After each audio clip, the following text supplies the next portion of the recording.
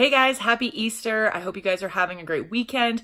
If you are not spending time with friends and family to celebrate, maybe it's not in your religion or maybe it's just not in the cards for this weekend. If you don't have that opportunity, I hope you at least are getting some good time off and, enjoying the long weekend. And yeah, this is such a great, I love Easter weekend. I just think it is such a fun thing, especially for those of you who have 4 days off. Man, just those 4 days seem so re-energizing. And so this week, we're actually going to be talking about stop eating the food if you don't like it. I know it sounds really silly, but it's actually inspired by the one and only Catless, whom of which always is going to be referenced because he is just such a little gem. But this week I had a little bit of stress because he stopped eating. So normally he, has a certain amount that he eats and he just stopped eating. And I was kind of freaking out because it's very unlike him. As you've seen photos, he's kind of a chubby cat and he likes his food. And so the fact that he stopped eating, I was kind of freaking out. So I was hoping, obviously booked a vet appointment, but with the short weekend, or long weekend, I guess, short week, I can't get him until next week. And so I ended up actually just switching his food because I was hoping that maybe it was just that he didn't like his food anymore. And that beautifully worked. So I'm really grateful because I was worried it would be a very expensive vet bill, obviously. But it kind of got me thinking about this idea of pets, okay? And how he didn't like his food and he just stopped eating. And I know that seems maybe extreme and it's like, okay, well, you can't just stop eating. But think about this with life, guys.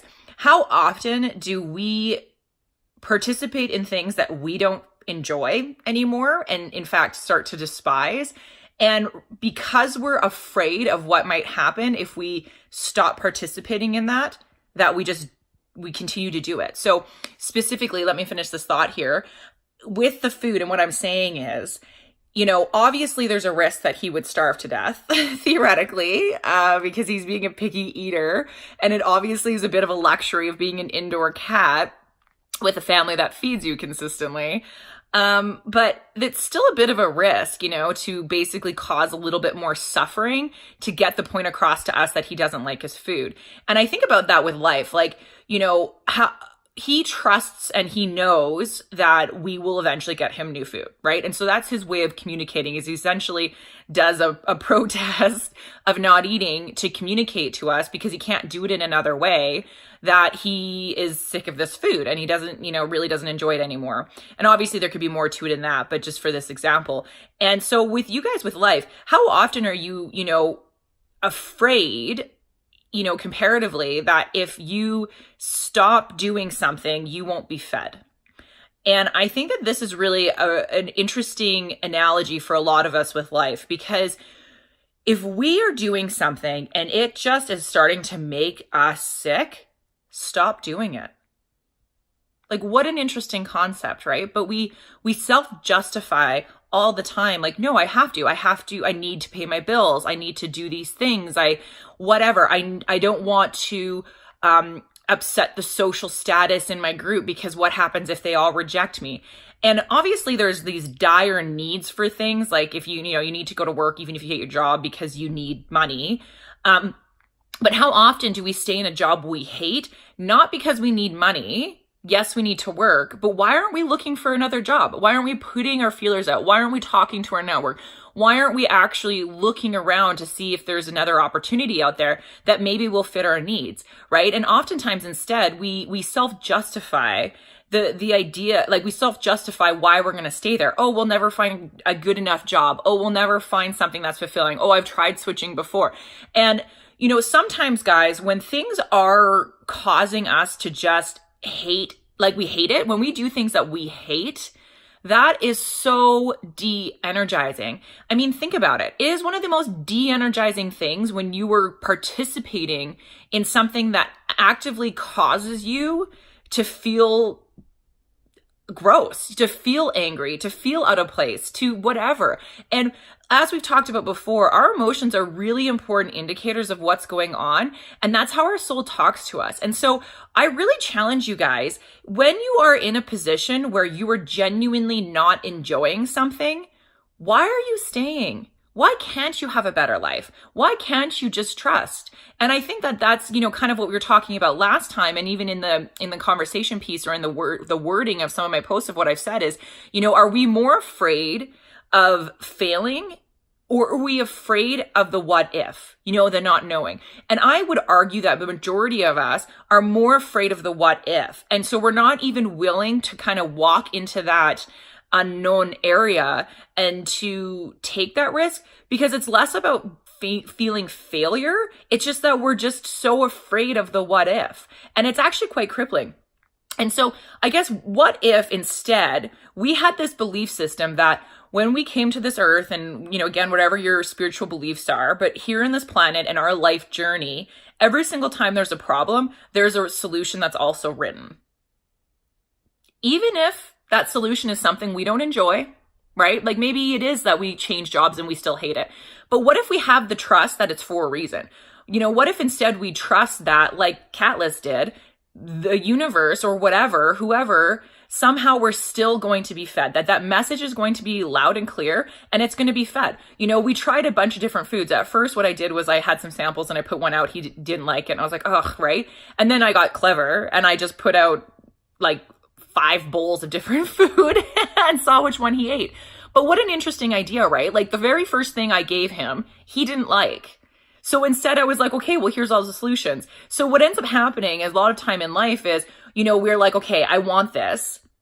And then we're like, what, I am going to venture with this what if. I'm going to put my foot out or take the risk. And then you do it and you don't get what you want. And you're like, oh, this was such I shouldn't have done this. You self-doubt yourself. You doubt the universe. You doubt, whoever you believe in, God or your guides. And you're like, oh, well, I did this. I took the risk. Like, why didn't you give me what I want? And then you get all caught in your head and you go down this different cycle that just is like self-perpetuating of almost like victimhood, right? So what if instead it's like, okay, I didn't get what I want. Guys, I need something more. And oftentimes, even think about this. We go the opposite end where we suddenly get too many options and we're like, oh my God, I'm crippled by so many options. But sometimes that's like that, you see how we self-create the problem where it's like we ask for something, we take the risk, we don't get what we want, and then all of a sudden we get a bunch of different options and we're like, no, it's too much. Instead of just being like, okay, well, I'm just going to go for it. I'm just going to take the risk. So this is what I want to kind of maybe present to you guys this weekend is this idea of when you're not happy, take that as a really, really important indicator that something needs to change. And I know it's really scary because, if you don't stay where you are, there's always that risk that you won't, comparatively, be fed. But what if instead you trust that you will be? And even if it doesn't work out the way you wanted to, you're open enough to the idea that it was actually supposed to be that way and they actually are trying to help you. And that if it didn't work out, that's at least better because you tried something new. You made a point of saying, I don't like this anymore. I'm going to make a change. And then when you got something that you still didn't like, it's not that you're a failure. It's not that you didn't get what you want. It's just that they tried something to see if it would work and it didn't. So then it's like, okay, let's just be fluid and move on to the next thing. And when we can have faith, and this is where faith comes in, that eventually our needs are going to be met, and we believe that we can find joy, and we believe that we can create harmony in our life where, majority of our life isn't, of our energy, let's say this, majority of our energy isn't being invested into things we hate. Think about that space that it opens up for you. Think about the emotional capacity you would have if you stopped living a life where you really dislike certain things. Why do you have to stay friends with certain people? Why can't you say, if you're out in a group setting and somebody violates a boundary for you, why can't you just say, hey, I'm not okay with this, instead of just, falling in line with, the social group? And so those are things, and those are just some examples, but I would really challenge you guys. If something is off, again, and I will preach this forever, that is an indication that something needs to change. And it doesn't necessarily mean run. I'm not saying if there's things about your job you dislike. I mean, maybe there are ways in which you can grow and you can evolve and you can start showing up better, because the reality is sometimes we do self-create our own problems.